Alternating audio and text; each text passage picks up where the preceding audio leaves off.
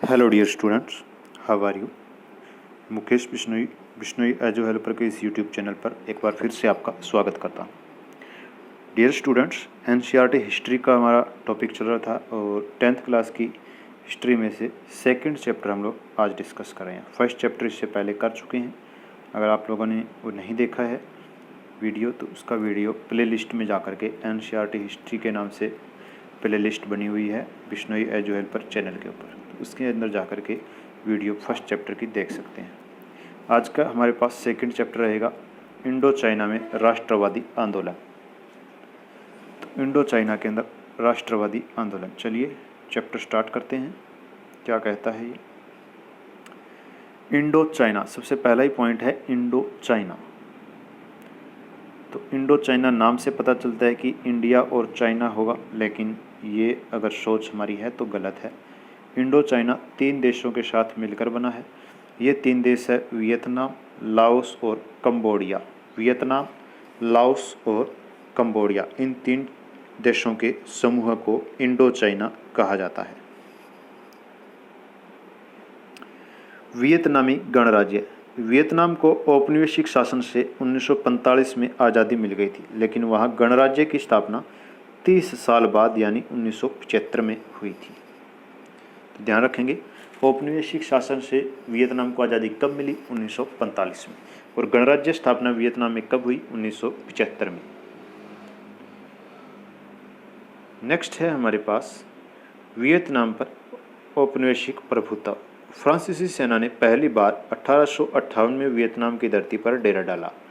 उन्होंने 80 के दशक तक उत्तरी क्षेत्र पर मजबूती से अधिकार किया और 1887 में फ्रेंच इंडो चाइना का गठन किया। तो ये इसका नक्शा रहेगा इंडो चाइना का, देख सकते हैं इंडो चाइना का नक्शा।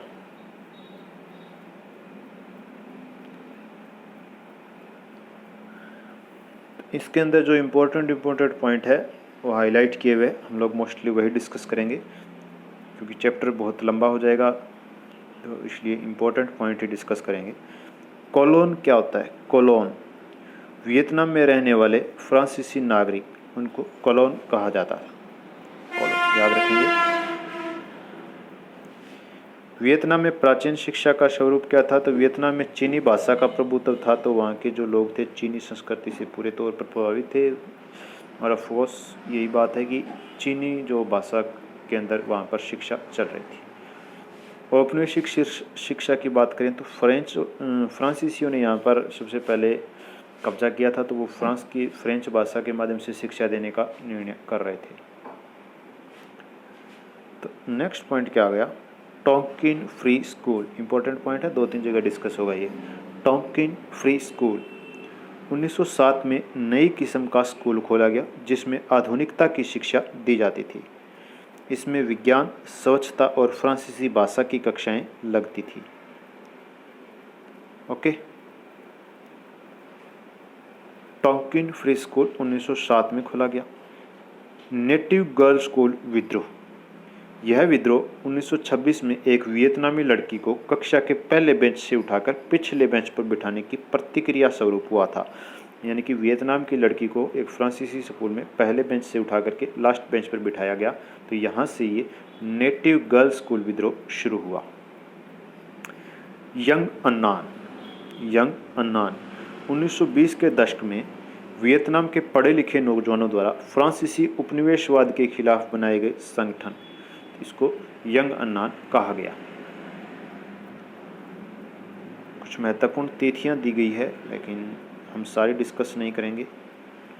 1903 हनोई में प्लेग का फैलना, हनोई में प्लेग का फैला 1903 में। 1914 में प्रथम विश्व युद्ध शुरू हुआ और 1918 में प्रथम विश्व युद्ध खत्म हुआ। 1920 के अंदर राष्ट्र संघ की स्थापना हुई। 1926 साइमन नेटिव गर्ल स्कूल का आंदोलन शुरू हुआ और 1930 के अंदर हो ची मिन्ह वियतनामी कम्युनिस्ट पार्टी की स्थापना करते हैं। यानी कि हो ची मिन्ह ने वियतनामी कम्युनिस्ट पार्टी की स्थापना कब की? तो 1930 के अंदर। नेक्स्ट हमारे पास 1976 के अंदर समाजवादी जो वियतनाम के अंदर समाजवादी गणराज्य की स्थापना होती है और 1945 के अंदर हमने पढ़ा था पहले कि उपनिवेशवाद से आज़ाद हो गया था। हनोई पर प्लेग का हमला 1903 में हुआ। हनोई के नवनिर्मित आधुनिक बाग में ब्यूबोनिक प्लेग, ये ध्यान रखेंगे, ब्यूबोनिक जो है प्लेग का एक टाइप है, तो ब्यूबोनिक प्लेग की बीमारी फैल गई थी और इसी को काबू करने के लिए वहाँ पर चूहों की धरपकड़ का जो आंदोलन चलाया गया था। तो इसके अंदर लोगों को चूहे देने के बजाय, मतलब इस प्रकार की व्यवस्था की गई थी कि चूहे की पूंछ काट करके लेके आओ और उसके बदले में आपको पैसे मिलेंगे। एक पूंछ के बदले में कुछ एक पैसे मिलते थे लोगों को। तो ये अभियान वहाँ पर चलाया गया था। तो लोग चूहे की पूंछ काट कर ले आते और चूहे को जिंदा छोड़ देते, तो ये प्लेग की बीमारी जो है जो कंट्रोल में नहीं थी, तो सरकार ने फिर वहाँ की जो शासन व्यवस्था थी उसने इस अभियान को बंद कर दिया था। तो यही देखते हैं क्या कहता है पॉइंट। चूहों की पकड़ धकड़। 1902 में वियतनाम में चूहों की पकड़ धकड़ अभियान चलाया गया। 30 मई 1902 को एक दिन में 20,000 चूहे पकड़े गए। तो इन चूहों की पूंछ काट करके अगर वहाँ के लोगों को जो शासन व्यवस्था थी उसको देते थे और वो उसके बदले में पैसे देते थे। तो चूहे की पूंछ काट कर देते थे, तो चूहा तो जिंदा बच गया। तो चूहे जिंदा रहेंगे तो फिर प्लेग के ऊपर कंट्रोल नहीं रहेगा। तो इसलिए सरकार ने देखा कि ये तो घाटे का सौदा हो रहा है, तो उन्होंने ये अभियान बंद कर दिया गया था। नेक्स्ट है स्कॉलर्स विद्रोह। स्कॉलर्स विद्रोह यानी कि जो वियतनाम के विद्वान लोग थे, स्कॉलर्स PhD होल्डर्स को कहते हैं। तो स्कॉलर्स विद्रोह वियतनामी विद्वानों के द्वारा 1868 में फ्रांसीसी कब्जे और ईसाई धर्म के विरुद्ध किया गया विद्रोह था। फ्रांसीसी कब्जे और ईसाई धर्म के विरुद्ध किया गया विद्रोह 1868 में वियतनामी विद्वानों ने किया। इसको क्या कहेंगे? स्कॉलर्स विद्रोह। क्या नाम रहेगा इसका? स्कॉलर्स विद्रोह। कन्फ्यूशियस चीन का एक महान विचारक रहेगा। नेक्स्ट है अमेरिका युद्ध। 1965 से 72 तक अमेरिका में वियतनाम के विरुद्ध युद्ध लड़ा, जिसमें अमेरिका के 34,03,000 एवं 100 सैनिकों ने भाग लिया था। मोस्टली इसके अंदर नुकसान अमेरिका को हुआ था और अमेरिका के अंदर फिर राजनीतिक उथल पुथल हो गई थी। तो अमेरिका का वियतनाम के साथ युद्ध 1965 से 72 तक चला था। वियतनाम औपचारिक रूप से स्वतंत्र हुआ था 1945 में। 1945 के अंदर स्वतंत्र हुआ था, लेकिन फिर अमेरिका ने इसके साथ युद्ध कर दिया शुरू। तो 1972 तक ये 65 से 72 तक वो युद्ध चला था। उसके बाद ही वियतनाम के अंदर गणराज्य की स्थापना हुई थी। तो 1976 में वियतनामी गणराज्य की स्थापना हुई। स्वतंत्रता के पश्चात वियतनाम गणराज्य की स्थापना के लिए वहाँ के लोगों को कितने साल संघर्ष करना पड़ा? तो 30 साल तक उन्होंने वेट किया था गणराज्य के लिए। वियतनाम में राष्ट्रवाद का उदय किन परिस्थितियों में हुआ? तो औपनिवेशिक परिस्थितियों के अंदर हुआ था। इंडो चाइना किन 3 देशों के साथ मिलकर बना है? Laos, Vietnam, Cambodia. इन 3 देशों का मिलन इंडो चाइना के नाम से जाना जाता है। वियतनाम पर किस औपनिवेशिक शक्ति का प्रभुत्व था? फ्रांस का। इंडो चाइना का गठन कब हुआ? 1887 में। फ्रेंच इंडो चाइना का गठन 1887 में। थाईलैंड को पहले किस नाम से जाना जाता था? सफ़ेद हाथियों का देश थाईलैंड। किस नाम से जाना जाता था? श्याम देश के नाम से। किस नाम से? श्याम देश। कंबोडिया की राजधानी का क्या नाम है? तो नोम पेन। नोम पेन है।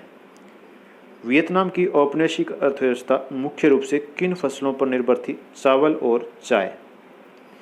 तो चावल और चाय वियतनाम की व्यवस्था का मुख्य फसलें रहेगी।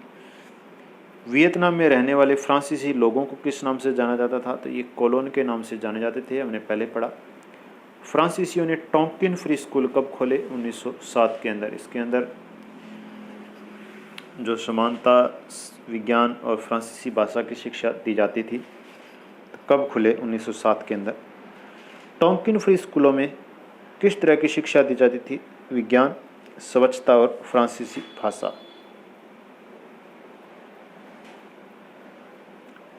1926 में साइगोन नेटिव गर्ल्स को विवाद किस बात को लेकर उठा? तो वियतनामी लड़की जो फर्स्ट बेंच पर बैठी थी उसको उठा करके पिछले बेंच पर बिठा दिया गया था, इसलिए ये विद्रोह हुआ था। हो ची मिन्ह ने वियतनामी कम्युनिस्ट पार्टी की स्थापना कब की? 1930 के अंदर। वियतनाम में जन विद्रोह के बाद बाओ दाई को गद्दी से कब हटाया गया? 1945 के अंदर।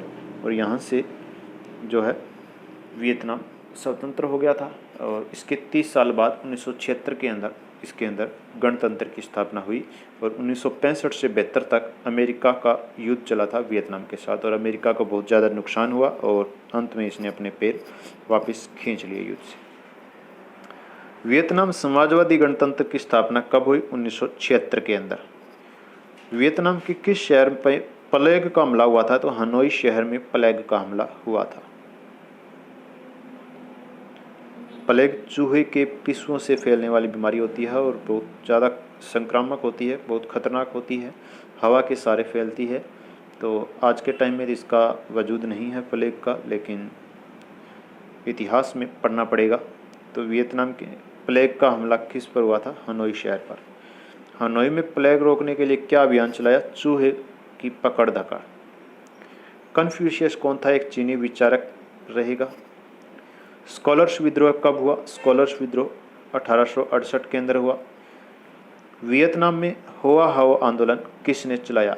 होआ हाओ तो हुइन फू सो इसने वियतनाम के अंदर होआ हाओ आंदोलन चलाया। किसने चलाया? हुइन फू सो। फ्रांसीसी वियतनाम के किस विद्वान को पागल बोंजे कहते थे? हुइन फूसो को जिसने होआ हाओ आंदोलन चलाया उसको पागल बोंजे के नाम से फ्रांसीसी पुकारते थे। The history of fall of Vietnam के लेखक कौन है? Phan Boi Chau. History of the fall of Vietnam इसका लेखक है फान बाई चाउ। पूरब की ओर चलो का आंदोलन क्या था? पूरब की ओर चलो आंदोलन वियतनाम के अंदर चलाया गया था और पूर्व की ओर चलो का मतलब था कि जापान की साइड में जाना, क्योंकि यहाँ पर फिर वियतनाम के अंदर जो फ्रांसीसी जो लोग थे उनका वो अपनी संस्कृति के हिसाब से उनको शिक्षा देना चाहते थे और वियतनाम के लोग चाहते थे कि हम अपनी संस्कृति से जुड़े रहें, इसलिए उन्होंने शिक्षा के लिए वियतनाम से जापान जाने का निर्णय किया, जिसे पूरब की ओर चलो का आंदोलन कहा गया। तो क्या रहेगा? 20वीं सदी के आरंभिक दशक में वियतनाम के बहुत से विद्यार्थी शिक्षा ग्रहण करने के लिए जापान गए, जिसे पूरब की ओर चलो आंदोलन नाम दिया गया। जापान ने वियतनाम पर कब कब्जा किया? 1940 के अंदर। NLF का पूरा नाम national liberation front, national liberation front LNF का पूरा नाम रहेगा। वियतनाम अमेरिका युद्ध कब से कब तक चला? 1965 से 72 तक। और अमेरिका के कितने सैनिकों ने भाग लिया था? तो 34,03,100। अमेरिकी युद्ध में कितने अमेरिका के सैनिक मारे गए थे? 47,244 अमेरिकी सैनिक इसके अंदर मारे गए थे। उत्तरी वियतनाम को दक्षिणी वियतनाम से जोड़ने वाला सबसे महत्वपूर्ण मार्ग कौन सा था? हो ची मिन्ह भूल भुलैया मार्ग। इसने अमेरिका वियतनाम युद्ध के अंदर वियतनाम को बहुत ज़्यादा फायदा पहुंचाया था इस मार्ग ने, और अमेरिका को पीछे हटने के लिए युद्ध में मजबूर इसी मार्ग के वजह से होना पड़ा था, क्योंकि ये मार्ग वियतनाम की रीढ़ की हड्डी था युद्ध के टाइम में। उत्तरी वियतनाम से हर महीने कितने सैनिक दक्षिणी वियतनाम जाते थे? तो 20,000 सैनिक हर महीने उत्तरी से दक्षिणी वियतनाम जाने थे। तो ये जाने लगे थे, तो ये इसी मार्ग से जाते थे, हो ची मिन्ह भूल भुलैया मार्ग से। अगर इस मार्ग के ऊपर अमेरिका का कब्जा होता तो ये सैनिक इधर से उधर नहीं हो पाते और वियतनाम को हार का मुँह देखना पड़ता। तो इसी मार्ग की सुरक्षा के लिए 15 लाख कहते हैं कि वियतनाम की महिलाओं और बच्चों ने पहरेदारी की थी। वो यहाँ से राशन के पहुँचाना, मेडिकल सामग्री पहुँचाना, हथियार पहुँचाना, ये सारे काम वो लोग करते थे अपने सैनिकों के लिए। नेक्स्ट है, वियतनाम पर चीनी कब्जे के विरुद्ध युद्ध छेड़ने वाली 2 बहनें कौन थी? तो ट्रंग बहनें, ट्रंग याद रखेंगे, ट्रंग बहनें वियतनाम पर चीनी कब्जे के विरुद्ध युद्ध छेड़ने वाली थी। ट्रंग बहनों ने चीनियों का मुकाबला करने के लिए कितनी फौज खड़ी की? तो 30,000 सैनिकों की फौज इन्होंने खड़ी कर ली थी। नेक्स्ट है वियतनाम और अमेरिका के बीच पेरिस शांति समझौता। पेरिस शांति समझौता वियतनाम और अमेरिका के बीच रहेगा, इंपॉर्टेंट है। पेरिस शांति समझौता कब हुआ था? जनवरी 1974 के अंदर। उत्तरी और दक्षिणी वियतनाम का विलय कब हुआ? 23 अप्रैल 1975 के अंदर। नेक्स्ट हमारे पास है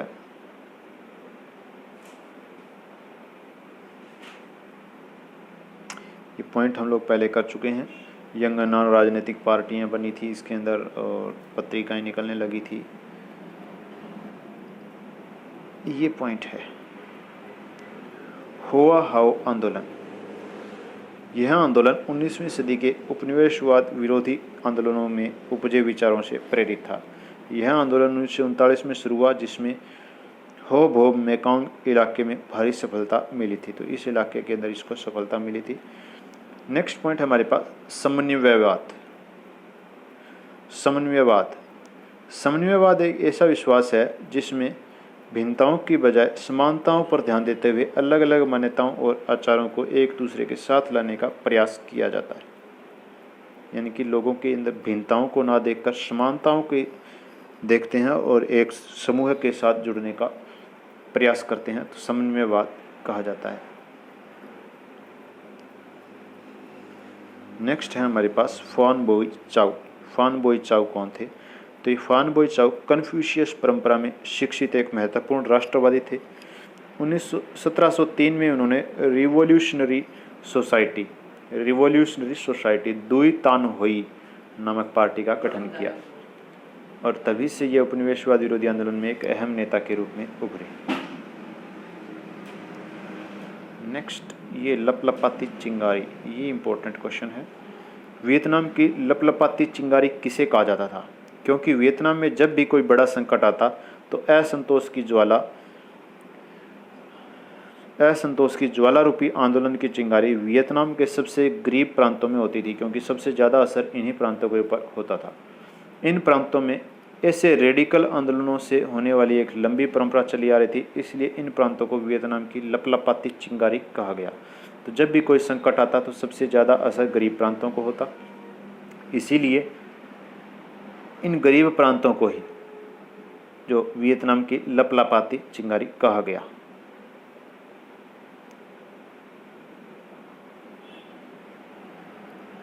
नेक्स्ट है जॉन वेन द्वारा 1968 में प्रसारित फिल्म ग्रीन बेरेट्स का क्या उद्देश्य था?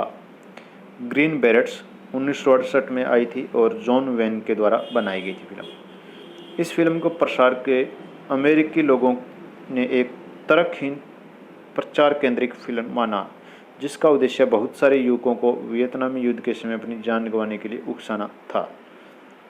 यानी कि ये फिल्म आई जिस टाइम में आई उस टाइम में अमेरिका और वियतनाम का युद्ध चल रहा था, तो लोगों ने इसको तर्कहीन प्रचार केंद्रित फिल्म माना, क्योंकि इसका उद्देश्य जो भी नौजवान युवक थे उनको युद्ध में जो पार्टिसिपेट करने के लिए उकसाना था, यानी कि अपनी जान गंवाने के लिए युद्ध में उनको भेजना ही इसका मकसद था। नेक्स्ट है एजेंट ऑरेंज क्या है? एजेंट ऑरेंज एक ऐसा घातक जहर है जिसके प्रयोग से पेड़ों की पत्तियां झड़ जाती है और पौधे मर जाते हैं। तो अमेरिका ने इस जहर का प्रयोग वियतनाम के युद्ध के समय वहाँ के जंगलों को नष्ट करने के लिए किया, ताकि वियतनाम के सैनिक जंगलों में छुपे ना और उन्हें आसानी से ख़त्म कर सके। नेक्स्ट पॉइंट है नगुयेन थी शुआन। क्या नाम है ये? नगुयेन थी शुआन कौन थी? तो नगुयेन थी शुआन वियतनाम की बहादुर योद्धा महिला थी, जिसने वियतनाम अमेरिकी युद्ध में एक अमेरिकी जेट विमान को अकेले अपनी बहादुरी के दम पर मार गिराया था। तो इसने एक अमेरिका के जेट विमान को खुद अकेले मारा था, तो इसलिए इसका नाम वहाँ के हिसाब से इम्पोर्टेंट बनता है और अपने को भी एनसीईआरटी में याद रखना है। गुयेन थी शुआन।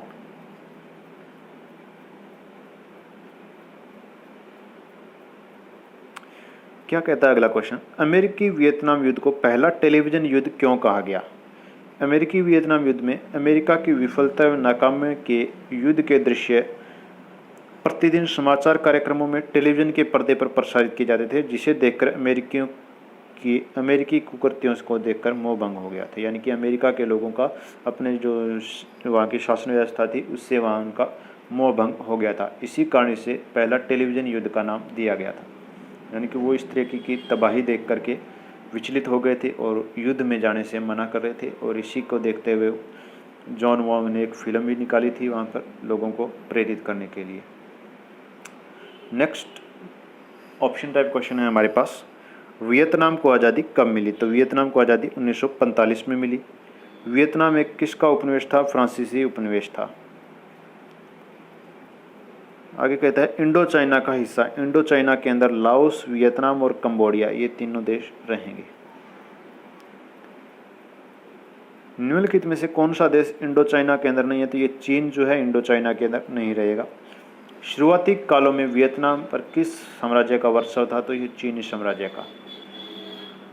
फ्रेंच इंडो चाइना का गठन कब किया गया? 1887 के अंदर।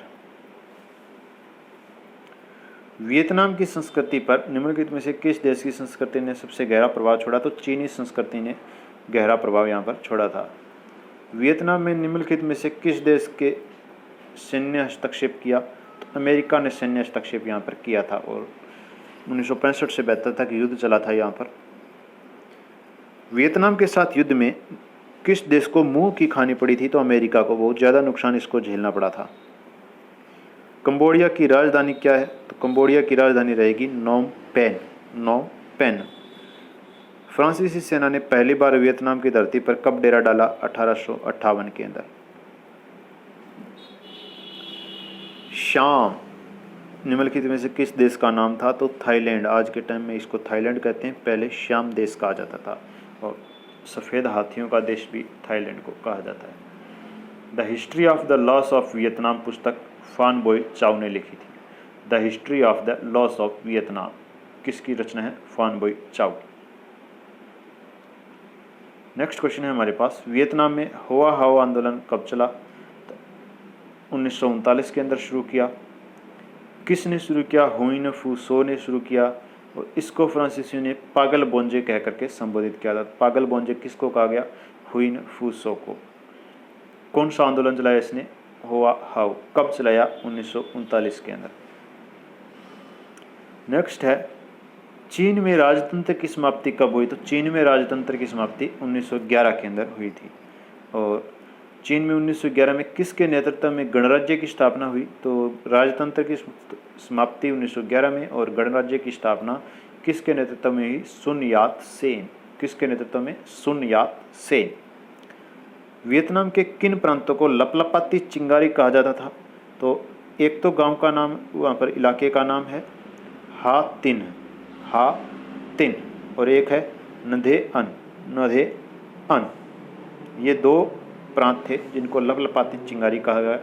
बहुत गरीब प्रांत थे, गरीब तबके के लोग यहाँ पर रहते थे और सबसे ज़्यादा जो भी कभी भी कोई भी असंतोष होता तो सबसे ज़्यादा असर इनके ऊपर पड़ता था, तो इसीलिए इसको लपलपाती चिंगारी कहा गया। फ्रांसीसियों ने वियतनाम में नहरें बनाकर किस फसल के उत्पादन में वृद्धि हासिल की? चावल के उत्पादन में। चावल और चाय ये दो यहाँ की मुख्य फसलें थी और आज भी है। फ्रांसीसियों ने वियतनाम में नहरें बना करके चावल को बढ़ावा दिया था। वियतनाम में औपनिवेशिक शासकों ने किस देश के साथ रेल संपर्क जोड़ा? तो चीन, थाईलैंड और कंबोडिया तीनों के साथ में यहाँ पर वियतनाम का संपर्क जोड़ा गया था। आगे कहता है कौन सा कथन सत्य है? फ्रांसीसियों ने कृषि उत्पादन बढ़ाने के लिए नहरें खुदवाई, तो ये चावल ज़्यादा चाहते थे इसलिए नहरें खुदवाई, ये सत्य है। उन्होंने फ्रांसीसी संस्कृति और ईसाई धर्म को बढ़ावा दिया, ये हमने देखा था टोंकिन फ्री स्कूलों के अंदर इसी को ही बढ़ावा दिया गया था। और उन्होंने वियतनाम को कई देशों से सड़क मार्ग से जोड़ा, ये भी सत्य है। उन्होंने रेलवे और सड़क दोनों मार्गों से जोड़ा था। तो ये सारे ही कथन सत्य रहेंगे। ऑप्शन डी इसका राइट आंसर रहेगा। टोंकिन फ्री स्कूलों का क्या उद्देश्य था? पश्चिमी भाषा का ज्ञान, पश्चिमी देश के लोगों के जैसा दिखना, विज्ञान और स्वच्छता का अनुभव करना, ये सारे ही इसके उद्देश्य थे। पहला टोंकिन फ्री स्कूल कब खोला गया? 1907 के अंदर।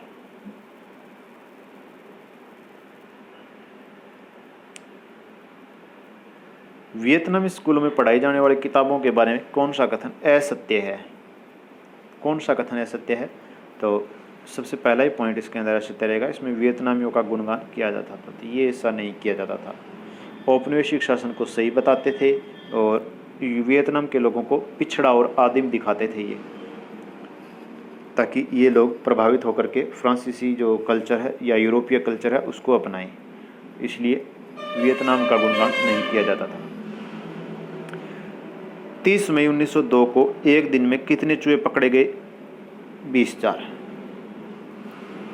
हनोई शहर में चूहों के कारण कौन सी बीमारी फैली? प्लेग। वियतनामियों के धार्मिक विश्वास किस पर आधारित थे? तो कन्फ्यूशियसवाद, बौद्ध और स्थानीय रीति रिवाज सभी के ऊपर इनके आधारित थे। कन्फ्यूशियस चीनी विचारक था और बौद्ध धर्म यहाँ पर फेमस था। स्थानीय रीति रिवाज, यहाँ तीनों ही चीज़ें जो थी धार्मिक विश्वास की थी। हुइन फूसो ने मेकोंग डेल्टा में कौन सा आंदोलन चलाया? तो होआ हाओ आंदोलन चलाया था। होआ हाओ आंदोलन हुइन फूसो ने मेकांग डेल्टा में चलाया और फ्रांसीसी इसको पागल बोंजे कहकर पुकारते थे। नेक्स्ट है दुई तान होई। दुई तान होई पार्टी का गठन कब किया गया? किसने किया? फान बोई चाउ ने किया था। फान बोई चाउ ने कौन सी पार्टी का गठन किया? दुई तान होई। साम्राज्यवादियों से लड़ने के लिए वियतनाम में किस संगठन का गठन किया गया?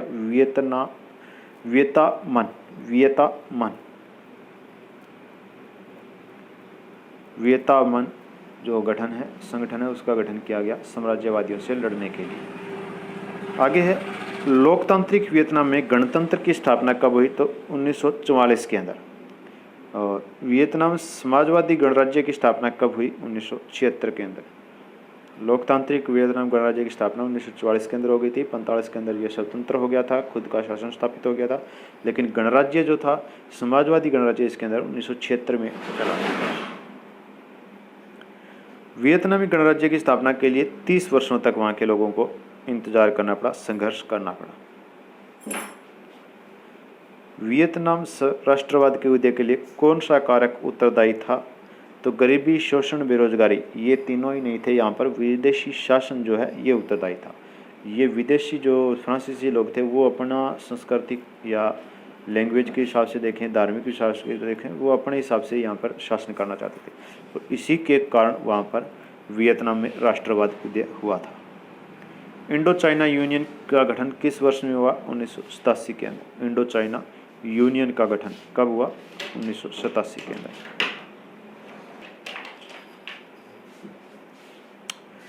नेक्स्ट है पेरिस शांति संधि कब हुई? पेरिस शांति संधि अमेरिका और वियतनाम के बीच में युद्ध को ख़त्म करने के लिए हुई थी। और कब हुई? 1974 के अंदर। हनोई में प्लेग की बीमारी कब फैली? 1903 में। कन्फ्यूशियस किस देश का विचारक था? तो ये चीन का विचारक रहेगा। स्कॉलर्स रिवॉल्ट यानी कि विद्वानों का विद्रोह कब हुआ? 1968 के अंदर हुआ था। फान बोई चाउ ने दुई तान होई पार्टी की स्थापना या रिवॉल्यूशनरी सोसाइटी की स्थापना कब की? 1903 के अंदर। कब की थी? 1903 में। जापान ने वियतनाम पर कब कब्जा किया? 1940 के अंदर। हनोई को जापानी कब्जे से कब मुक्त कराया गया? 1945 के अंदर। ये स्वतंत्र हो गया था यहाँ पर जो जापान से। कंबोडिया का आधुनिक नाम क्या है? कंपूचिया। उत्तरी और दक्षिणी वियतनाम के एकीकरण का प्रणेता निम्नलिखित में से कौन है? तो हो ची मिन वियतनाम के एकीकरण का जो मुख्य प्रणेता रहेगा या मुख्य जो लीडर रहेगा। वियतनाम को दो भागों में कब विभाजित किया गया था? 1954 के अंदर। दक्षिणी और उत्तरी वियतनाम के अंदर बांटा गया था। अमेरिका की सेवाओं के विरुद्ध विद्रोह वियतनाम में कब हुआ? 1960 के अंदर। वियतनाम से अमेरिकी सेवाओं का पलायन कब हुआ? 1975 में। 1960 में इन्होंने विद्रोह कर दिया था। 65 से 72 तक इनका युद्ध चला था और 75 के अंदर ये अपना काम समेट करके चले गए थे। हेनरी नेवारे किस देश की सेनाओं का सर्वोच्च कमांडर था? तो फ्रांस का ये सर्वोच्च कमांडर रहेगा, हेनरी नेवारे। वियतनाम अमेरिकी युद्ध कब से कब तक लड़ा गया? 1965 से 72 तक। अमेरिका में वियतनामी युद्ध का विद्रोह क्यों हो रहा था? अमेरिका के अंदर विद्रोह हो रहा था वियतनाम के साथ युद्ध का। क्यों हो रहा था? क्योंकि बहुत सारे सैनिक मारे गए थे, विजय की कोई संभावना नहीं थी, युद्ध बहुत ज़्यादा लंबा खिंच गया था। इसलिए तीनों ही कारक इसके उत्तरदायी रहेंगे। वियतनाम का एकीकरण कब हुआ? 1976 के अंदर, यानी कि जो उत्तरी और दक्षिणी दो भागों में बांटा गया था, इसका एकीकरण 1976 के अंदर हो गया। इंडो चाइना की स्वतंत्रता से संबंधित जेनेवा सम्मेलन कब हुआ? 1954 में। जेनेवा सम्मेलन 1954 में हुआ। प्रथम विश्व युद्ध का अंत कब हुआ? 1918 के अंदर। जॉन वेन की film Green Berets, John Wayne की फिल्म थी ग्रीन बैरेट्स, कब हुई प्रदर्शित है? 1968 में। इसका एकमात्र उद्देश्य है जो नौजवान युवा थे उनको अमेरिकी वियतनाम युद्ध के लिए तैयार करना था। तो आज का हमारा टॉपिक इतना ही रहेगा। 10th क्लास सेकंड चैप्टर हमारा कंप्लीट होता है, इंडो चाइना में राष्ट्रवादी आंदोलन। थर्ड चैप्टर के लिए चैनल के साथ जुड़े रहिए। बिश्नोई एजू हेल्पर यूट्यूब पर सर्च कीजिए और चैनल को सब्सक्राइब कीजिए। ये वीडियो आपको कैसी लगी है लाइक कीजिए, कमेंट कीजिए, और कोई सुझाव देना चाहता है तो वो भी बताइए। कोई कन्फ्यूजन किसी भी पॉइंट के ऊपर है तो वो भी आप लोग डिस्कस कर सकते हैं। इसी के साथ जय हिंद, जय भारत।